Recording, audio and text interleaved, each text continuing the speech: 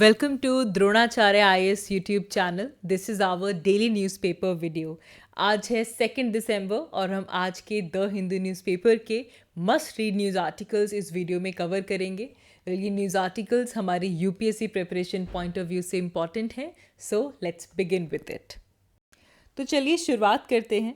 आज का हमारा पहला न्यूज़ आर्टिकल COP28 से रिलेटेड है. Now as we all know कि COP कॉन्फ्रेंस ऑफ पार्टीज़ ये एक इम्पॉर्टेंट क्लाइमेट समिट है. ये basically United Nations Framework Convention on Climate Change का कॉन्फ्रेंस ऑफ पार्टीज़ है जो कि हर साल ऑर्गेनाइज की जाती है, राइट. और इस साल 2023 में होने वाली COP28 UAE इसको होस्ट कर रहा है. दुबई के अंदर ये COP28 ऑर्गेनाइज की जा रही है. और इस दौरान हमारे प्राइम मिनिस्टर नरेंद्र मोदी जी ने भी इस COP को एड्रेस किया और अपने एड्रेस में कुछ बहुत सी इम्पॉर्टेंट बातें उन्होंने मेंशन की. सबसे पहली चीज़ तो हमें ये देखना है कि क्या हमने कोई न्यू कमिटमेंट की है इस COP में, इस कॉन्फ्रेंस में. Well to that the answer is no. India ने इस बार COP28 में किसी तरह की new goals, new commitment set नहीं किए हैं. इससे पहले जो हमने गोल सेट किए हैं हम उन्हीं के ऊपर फोकस कर रहे हैं. कोई फ्रेश कमिटमेंट इंडिया ने COP28 में नहीं की है. लेकिन एक प्रपोजल ज़रूर दिया है. प्रपोजल ये है कि 2028 में जो COP33 होगी, इस कॉन्फ्रेंस ऑफ पार्टीज़ का जो 33 एडिशन है, इसे इंडिया होस्ट करना चाहता है. ये proposal prime minister Narendra Modi ji ने COP28 में किए गए अपने एड्रेस में की. अब यहाँ से हमारे लिए दो बातें इंपॉर्टेंट हो जाती हैं कि अगर किसी भी कंट्री ने ऐसा प्रपोजल दिया कि हम चाहते हैं कि हम इस पर्टिकुलर COP को होस्ट करें, तो इसके बाद का प्रोसीजर क्या है. देखें, जो प्रपोजल है इसे UNFCCC के United Nations Framework Convention on Climate change के जो बाकी सिग्नेटरीज हैं, अगर वो भी अप्रूव कर देते हैं, उसके बाद वो प्रपोजल माना जाता है और वो पर्टिकुलर कंट्री COP को होस्ट करता है. तो एज ऑफ नाउ इंडिया ने अपनी इच्छा वहाँ पे जाहिर की है, ये प्रपोजल दिया है. वी हैव पिच्ड कि भाई 2028 का जो COP33 है उसे इंडिया होस्ट करना चाहता है. सो लेट्स सी, जब इसको अप्रूवल मिलती है तो हम इसकी बात करेंगे तब. अब सेकंड चीज़ यहाँ पे ये इम्पॉर्टेंट हो जाती है, जब हम इंडिया और COP की बात करते हैं, क्या इससे पहले, अभी तो हम कह रहे हैं कि हम 2028 में COP ऑर्गेनाइज करना चाहते हैं, होस्ट करना चाहते हैं, क्या इससे पहले कभी इंडिया में COP हुई है, कॉन्फ्रेंस ऑफ पार्टीज़ हुई है. Well the answer is yes. COP8 जो कि बेसिकली 2002 में हुई थी, इसे इंडिया ने होस्ट किया था. हमारे न्यू दिल्ली में COP8 2002 में इसे ऑर्गेनाइज किया गया था. We have hosted COP once, ठीक है. और इस दौरान भी दिल्ली डिक्लेरेशन यहाँ पे पास हुआ था. इट इज़ वेरी इंपॉर्टेंट क्योंकि अभी जब हम G20 की बात कर रहे थे तो G20 समिट के बाद जो आउटकम निकला उसे हमने बोला न्यू दिल्ली डिक्लेरेशन. और अब जब हम COP8 की बात कर रहे हैं जो कि 2002 में हुआ था, तब इसके आउटकम में दिल्ली डिक्लेरेशन आती है जिसमें ये कहा जाता है कि पोरेस्ट कंट्रीज़ की डेवलपमेंट नीड्स को देखते हुए अगर आप चाहते हैं कि क्लाइमेट चेंज को लेकर मिटिगेशन की जाए, तो जो डेवलप्ड कंट्रीज़ हैं उन्हें टेक्नोलॉजी ट्रांसफ़र करनी होगी. ओनली देन जो पुअर कंट्रीज़ हैं उनकी डेवलपमेंट होगी और क्लाइमेट चेंज से जुड़े हुए मिटिगेशन भी हम यहाँ पे कर पाएंगे, ठीक है. एक तो ये बात हो गई. इसके बाद COP से जुड़े हुए भी कुछ फैक्टर्स हमें क्लियर होने चाहिए. देखिए, जब हम COP की बात करते हैं, फुल फॉर्म हम सबको क्लियर है that this means conference of parties. लेकिन ये इम्पॉर्टेंट क्यों है? देखिए, UNFCCC का COP जो है that is the supreme decision maker. सबसे ज़्यादा डिसीजन मेकिंग पावर क्या किसके पास है? कॉन्फ्रेंस ऑफ पार्टीज़ के पास है, ठीक है. अगर सपोज करें कि किसी साल सेशन होस्ट नहीं हुआ है, तो ऐसे केस में UNFCCC का जो सेक्रेटरीएट है दैट इज़ इन बॉन, तो वहाँ पे इसकी मीटिंग होती है. अदरवाइज जो मीटिंग है वो हर साल होती है, ठीक है जी. अब एक फैक्ट यहाँ पे और इम्पॉर्टेंट हो जाता है कि पहली COP, first conference of parties, कहाँ पे हुई थी.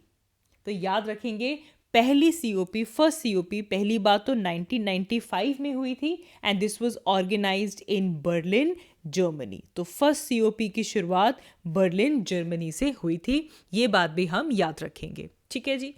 Along with this, Narendra Modi ji appreciated the commitment that developed country is taking कि वो 2050 तक carbon neutral, carbon zero carbon की तरफ बढ़ जाएंगे।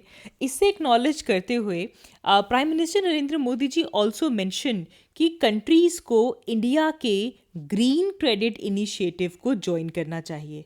सो देयरफॉर ये इनिशिएटिव हमारे लिए क्या इम्पॉर्टेंट हो जाता है कि ये ग्रीन क्रेडिट इनिशिएटिव क्या है, बिकॉज इतने बड़े क्लाइमेट समिट में इंडिया का इस इनिशिएटिव को मेंशन किया गया है कि कंट्रीज़ को इसे ज्वाइन करना चाहिए। देखें, यहाँ पे इम्पॉर्टेंट हो जाता है green credit. Basically green credit is a unit of incentive जो कि इंडिविजुअल्स को या फिर ऐसी एंटिटीज़ को प्रोवाइड किया जाता है जो कि ऐसी एक्टिविटीज़ कर रही हैं जिससे कि इन्वायरमेंट के ऊपर पॉजिटिव इम्पैक्ट होता है। तो कोई इंडिविजुअल, कोई भी एंटिटी जब वो कोई इन्वायरमेंट के लिए पॉजिटिव इम्पैक्ट वाली एक्टिविटीज़ करती हैं तो ऐसे केस में उन्हें जो इंसेंटिव दिया जाता है उसके लिए टर्म यूज़ की जाती है green credit.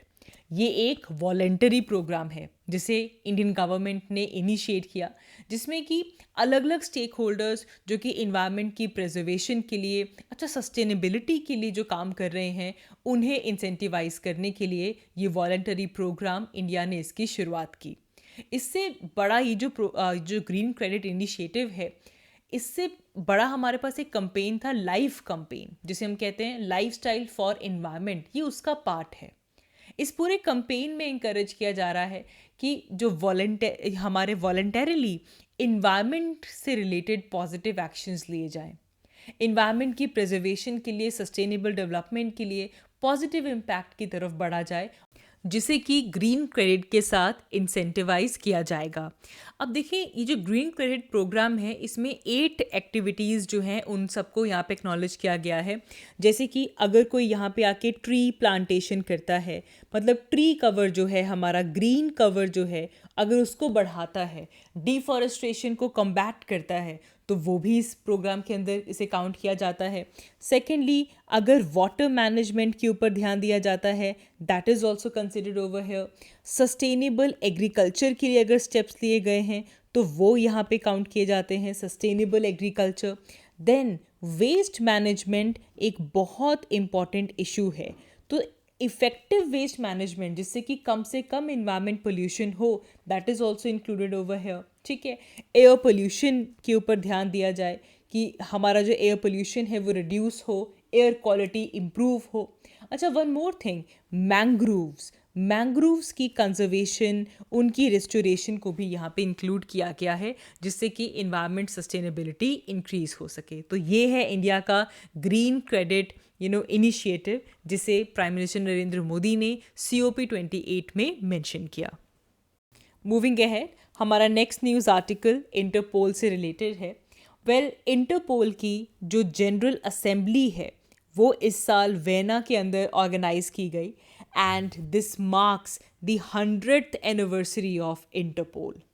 So this is very important. देखो, एक बात तो ये भी है, हम इंटरपोल को काफ़ी फॉलो अप करते आ रहे हैं। लास्ट ईयर 2022 में इंटरपोल की ये जो जनरल असेंबली थी, ये कहाँ, इसकी मीटिंग कहाँ हुई थी? इंडिया में, दिल्ली में हुई थी। एंड इससे पहले भी हो चुकी है, इससे पहले 1997 में हुई थी, उसके बाद 2002 में हुई थी, और अब 2023 में इंटरपोल जनरल असेंबली ऑस्ट्रिया की कैपिटल वेना में हुई and this year marks the 100th anniversary of Interpol. So therefore Interpol itself becomes very important. This was the 91st Interpol general assembly and Interpol की formation को 100 साल पूरे हो चुके हैं। सबसे पहले अगर हम इंटरपोल की ही बात करें, so interpol means international criminal police organisation. ठीक है जी, इंटरपोल का मीनिंग है इंटरनेशनल क्रिमिनल पुलिस ऑर्गेनाइजेशन। इसको सेटअप किया गया था 1923 में, और अभी कौन सा साल चल रहा है? 2023।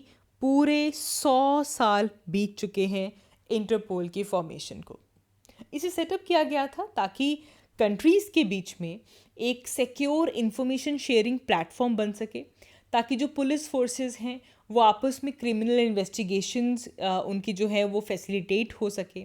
कोई अगर इन्फॉर्मेशन चाहिए, कोई डिसेमिनेशन करनी है इन्फॉर्मेशन की, तो पुलिस फोर्सेस के बीच में कोऑर्डिनेशन रहे। ठीक है। इंटरपोल का हेड क्वार्टर लायन फ्रांस में प्रेजेंट है। ठीक है। एंड ये बेसिकली जो क्रिमिनल्स हैं उनकी मूवमेंट के ऊपर ट्रैक रखता है। अलग अलग रीजन्स में पुलिस फोर्स को कोई टिप मिलती है कि ये पर्टिकुलर क्रिमिनल यहाँ पे है, तो इंटरपोल इसमें अपनी असिस्टेंस प्रोवाइड करता है कि हर एक कंट्री के अंदर किसी भी तरह की मूवमेंट, किसी भी तरह की इंफॉर्मेशन अगर उनको मिलती है तो उसको लेकर एक म्यूचुअल असिस्टेंस जो है वो मेंबर कंट्रीज़ को उसमें दी जाती है। अब वही बात यहाँ पे भी हुई है। इस इंटरपोल की जो जनरल असेंबली जो थी, इसे इंडिया के जो हाई रैंकिंग डेलीगेशंस हैं उन्होंने अटेंड किया। उन्होंने मेंबर कंट्री से अपील की कि वो क्रिमिनल्स को सेफ हेवन्स प्रोवाइड ना करें एंड उनको बल्कि फैसिलिटेट करें, उनको एक्स्ट्राडाइट करें, अपनी कंट्री से डिपोर्ट करें। अगर इसी साल की बात करें तो 24 क्रिमिनल्स और फ्यूजिटिव्स जो थे which were wanted by the Indian agencies, उन्हें डिफरेंट कंट्रीज से इंडिया में वापस भेजा गया। And all of this was possible because of the coordination with the interpol channel. And this was the highest number अगर हम टैलीज में देखें तो। And India has geolocated 184 criminals in various countries as well, जिनके return के लिए formal proceeding जो है वो इंडिया ने इनिशिएट कर दी है। And therefore India appealed for the same over here. And India has supported for the adoption of Interpol's Vision 2030 over here. So this Interpol, this entire organization becomes very important from a prelims perspective as well. Next up, again we have an article related to COP28. तो COP इसमें basically UAE के contribution की बात की गई है, as UAE is hosting this 28th conference of parties. तो इस दौरान UAE ने $30 बिलियन की कमिटमेंट की है टुवर्ड्स एन इन्वेस्टमेंट फंड जिसका नाम है Alterra. So this is important. एक तो हमने कल बात की थी लॉस एंड डैमेज फंड की, जिसमें $100 मिलियन UAE ने प्लेज किए थे। अब यहाँ पे एक private investment, private managed fund है, इन्वेस्टमेंट फंड है ऑल्टेरा। इसकी तरफ UAE ने $30 बिलियन जो हैं वो अनाउंस किए हैं। दिस प्राइवेट मैनेज्ड फंड, इसका एम है कि $250 बिलियन ग्लोबली 2030 तक ये रेस कर सके। एंड जिसमें से कि जो कि क्लाइमेट इन्वेस्टमेंट की तरफ फोकस किया जाएगा। जो इमर्जिंग मार्केट्स हैं, जो डेवलपिंग इकोनॉमीज़ हैं, उनकी ट्रांसफॉर्मेशन के लिए क्लाइमेट इन्वेस्टमेंट्स दी जाएंगी। और एक बड़ी इंपॉर्टेंट चीज़ ये है कि इसके इनिशियल ट्रांच में से सबसे पहले एक अनस्पेसिफाइड अमाउंट रखी गई है इंडिया के लिए, विच एम्स कि इंडिया के अंदर 6 गीगावाट्स की डेवलपमेंट की जाए for the clean energy capacity. यहाँ पे 1 गीगावाट 1000 मेगावाट्स के अराउंड होता है। सो दिस इंक्लूड कि इसमें 1200 megawatts of wind and solar power projects जो हैं उन्हें सेटअप किया जाएगा, ताकि 2025 तक जो क्लीन पावर है वो यहाँ पे प्रोड्यूस हो सके। सो एल्टेरा का बेसिक एम ये है कि ये प्राइवेट कैपिटल को अट्रैक्ट करता है, ताकि क्लाइमेट चेंज को लेकर हमारी जो बैटल है इसे लेकर हमारे पास एक ट्रांसफॉर्मेशनल सोल्यूशन हो। एंड UAE ने इसके लिए काफ़ी बड़ा फाइनेंस जो है वो अवेलेबल किया है, ताकि हम क्लाइमेट फाइनेंस की बात कर रहे थे, इसकी अवेलेबिलिटी बनी रहे, ये कंट्रीज़ के लिए असेसिबल रहे और अफोर्डेबल रहे। So it's very important. Alterra के अंदर मेनली 4 मेजर वर्टिकल्स हैं। इसका एक एम तो है एनर्जी ट्रांजिशन, दूसरा है इंडस्ट्रियल डीकार्बोनाइजेशन, ठीक है, कार्बन न्यूट्रल, कार्बन फुटप्रिंट जो है इंडस्ट्रीज़ का उसे कम करना है, sustainable living and climate technologies. These are the major verticals जहाँ पे ऑल्टेरा फोकस करता है। सो इम्पॉर्टेंट है, ऐसे ऑल्टेरा टर्म आपको PT में मिल सकती है, तो याद रखेंगे कि ये एक प्राइवेटली मैनेज्ड फंड है जो कि क्लाइमेट इन्वेस्टमेंट्स की तरफ काम करता है। मूविंग अहेड, हमारा नेक्स्ट न्यूज़ आर्टिकल BSF की जुरिस्डिक्शन से रिलेटेड है ना। इसका पहले हमें बैकग्राउंड समझना होगा। तो 2021 में मिनिस्ट्री ऑफ होम अफेयर्स ने BSF, बॉर्डर सिक्योरिटी फोर्स की जो जुरिस्डिक्शन है उसे एक्सटेंड किया था। तो नॉर्मली 15 किलोमीटर की जो जुरिस्डिक्शन होती है कि जहाँ जहाँ पे बॉर्डर्स हैं उसकी 15 किलोमीटर के दायरे तक जुरिस्डिक्शन किसको दी जाती है, बीएसएफ को। लेकिन इसे बढ़ाकर 50 किलोमीटर कर दिया गया था in the international borders of Punjab, West Bengal and Assam. जिसके बाद पंजाब ने इसे सुप्रीम कोर्ट के अंदर इसे लेकर सूट फाइल किया कि बीएसएफ ने ये जो 15 किलोमीटर के दायरे को 50 किलोमीटर तक बढ़ा दिया है by invoking our section 139 of the BSF act. इसके ऊपर पंजाब गवर्नमेंट ने अपना ऐतराज व्यक्त किया और सुप्रीम कोर्ट में इसे लेकर जो सूट है उसे फाइल अप किया गया। And supreme court has decided to hear this suit which was filed by the Punjab government, जिसमें इस jurisdiction को extend करने के issue को raise किया गया।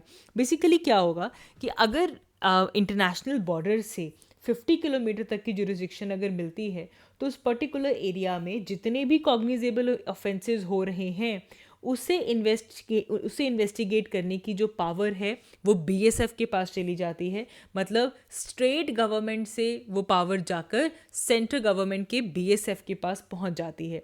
तो देखिए यहीं से आपको समझ में आ जाएगा कि ये एक फेडरल इशू को रेस करता है। एंड सिग्निफिकेंटली पंजाब गवर्नमेंट इसे अपोज इसलिए भी कर रही है क्योंकि देखो अगर आप गुजरात और राजस्थान की बाउंड्री देखते हैं तो जहाँ पे पाकिस्तान के साथ हमारा इंटरनेशनल बॉर्डर है वहाँ पे बड़े स्ट्रेचेस में मार्शलैंड और डेजर्ट जो है वो प्रेजेंट है। लेकिन पंजाब कंपैरेटिवली एक छोटी स्टेट है। अगर बीएसएफ की जुरिस्डिक्शन 50 किलोमीटर तक एक्सटेंड होती है तो इसमें बहुत से सिटीज़, बहुत से टाउन्स जो हैं वो भी बीएसएफ के अंडर आ जाते हैं। And therefore Punjab government move to supreme court और अब सुप्रीम कोर्ट ने भी उनकी इस प्ली को, इस सूट को they have decided to hear it. Moving ahead, lastly हमारा next news article economy perspective से इम्पॉर्टेंट है। It is about purchasing managers index. तो हमेशा यही होता है, हर मंथ की शुरुआत में हम परचेजिंग मैनेजर्स इंडेक्स की बात ज़रूर करते हैं as per the S&P global India manufacturing purchasing managers index. सबसे पहले तो इंडेक्स को समझिए। ये इंडेक्स एक सर्वे बेस्ड मेजर है जिसके अंदर जो रिस्पोंडेंट्स हैं उनसे पूछा जाता है कि इंडिया के अंदर जो मेजर बिजनेस वेरिएबल्स हैं उसमें क्या कोई सिग्निफिकेंट चेंज आया है। बेसिकली पीएमआई का ये प्रपोजल है कि एक इन्फॉर्मेशन जो है बिजनेस कंडीशंस की, कि करंट कैसी चल रही है, फ्यूचर कंडीशंस क्या है, वो हमें मिल सके, जिससे कि जो कंपनी के डिसीजन मेकर्स हैं, जो एनालिस्ट हैं, इन्वेस्टर्स हैं, उनको एक करंट पिक्चर और फ्यूचर एनालिसिस बिजनेस कंडीशंस का मिल पाए। PMI purchasing managers index manufacturing और सर्विस सेक्टर के लिए सेपरेटली कैलकुलेट किया जाता है, बाद में फिर एक कंपोजिट इंडेक्स बनाया जाता है। अब यहाँ पे जो नंबर्स हैं वो 0 to 100 तक वेरी करते हैं। अगर तो 50 से ऊपर नंबर आ रहा है दैट मीन्स एक्सपेंशन, लेकिन अगर 50 से स्कोर कम होता है तो इसका मतलब है कि हमारे पास जो बिजनेस है उसमें कॉन्ट्रैक्शन हुई है। अगर 50 ही है so that means no change. बात समझ में आ गई? 50 से ऊपर तो एक्सपेंशन, अगर 50 से कम है तो मतलब कॉन्ट्रैक्शन। अब आते हैं हमारी फाइंडिंग के ऊपर। तो नवंबर मंथ का मैन्युफैक्चरिंग सेक्टर का जब पीएमआई देखा गया सो इसमें एक जंप आया है। It has rose to 56। अब देखो 56 से ऊपर है तो मतलब बिजनेस एक्टिविटी में क्या चल रहा है, एक्सपेंशन चल रहा है। इससे पहले लास्ट मंथ अक्टूबर की अगर हम बात करें तो तब पीएमआई 55.5 था। तो इसके कंपैरिजन में नवंबर में हमें एक अपटिक देखने के लिए मिला है, बिजनेस एक्सपेंशन हुई है और हमारा पीएमआई स्कोर 56 पे पहुंच गया है। So this is how we need to understand. अब देखो यहाँ पे हमें प्रीलिम्स में कोई स्कोर नहीं पूछेगा, लेकिन ये जो ट्रेंड जो है कि पीएमआई हमें बताता क्या है, किस तरीके से स्कोरिंग दी जाती है, ये हमारे लिए इम्पॉर्टेंट है। तो हमारे मैन्युफैक्चरिंग सेक्टर के लिए अक्टूबर में न्यू ऑर्डर्स मिले हैं, एक्सपेंशन हुई है, जिसकी वजह से जो पीएमआई है उसका स्कोर थोड़ा ही सही लेकिन उसमें एक अपटेक हमें देखने के लिए मिला है, right. So that is all for this video. आज की इस वीडियो के लिए इतना ही। Thank you so much for watching. I will see you all in my next one. Thank you.